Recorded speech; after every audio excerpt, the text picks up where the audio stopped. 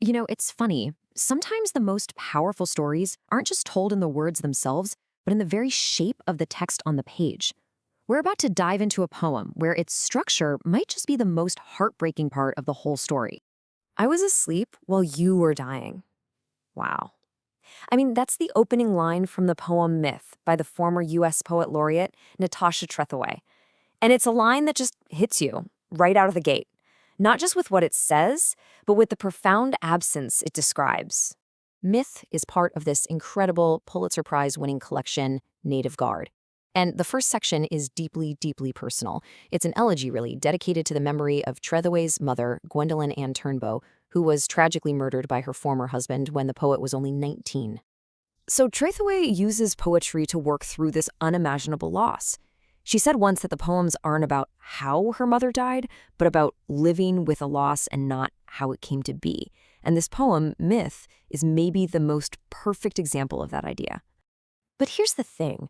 To really get this poem, you have to look at how it's built. This is where the true genius lies. Trethewey doesn't just tell us about grief.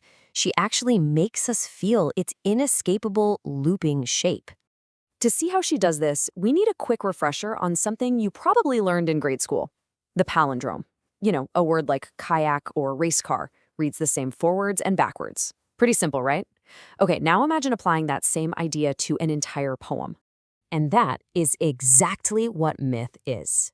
The whole thing is a structural palindrome. The first half is mirrored line for line in the second half. It creates this perfect, unbreakable loop. So just listen as the first half builds the story. The speaker is dreaming, and she's trying so desperately to hold on to her mother, to pull her out of this darkness and into the morning light with her. Now, as we get to the middle and move into the second half, you can literally see the lines start to reverse, creating a perfect mirror image of everything that came before. It's an amazing piece of writing, but trust me, this is so much more than just a clever party trick. So why does this matter so much? Why build a poem like this? Because the reversal fundamentally changes the meaning of the words. The exact same lines carry a completely different emotional punch when the poem starts running backward. Just look at this. The first time we read "I was asleep while you were dying," it feels like a statement of fact, almost an excuse. But at the very end, after we've gone through the whole dream cycle, it lands like a fresh, crushing realization of that loss.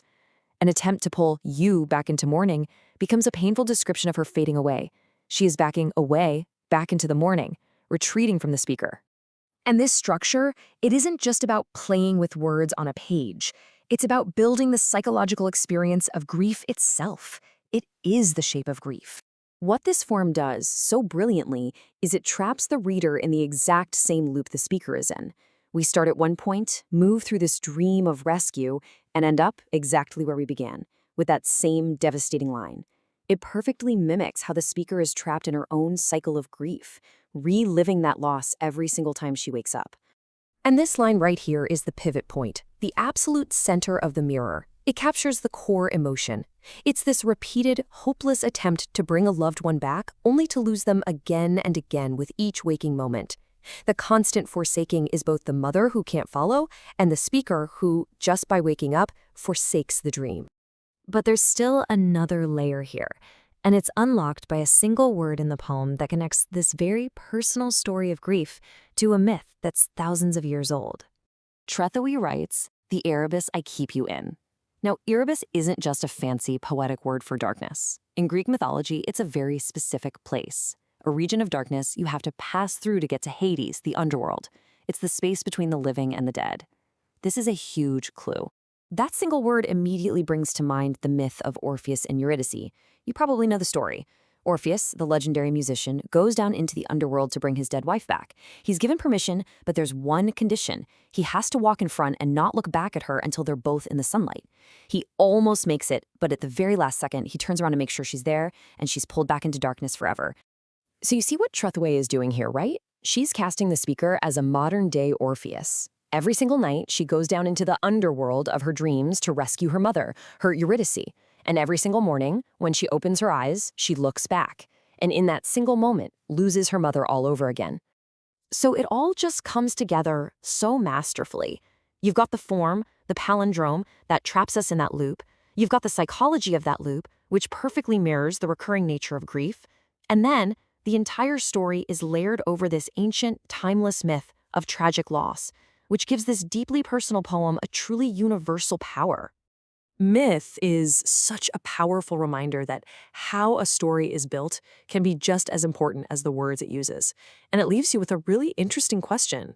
What other stories, what other poems, or even movies do we know where the structure itself is the real key to understanding its heart?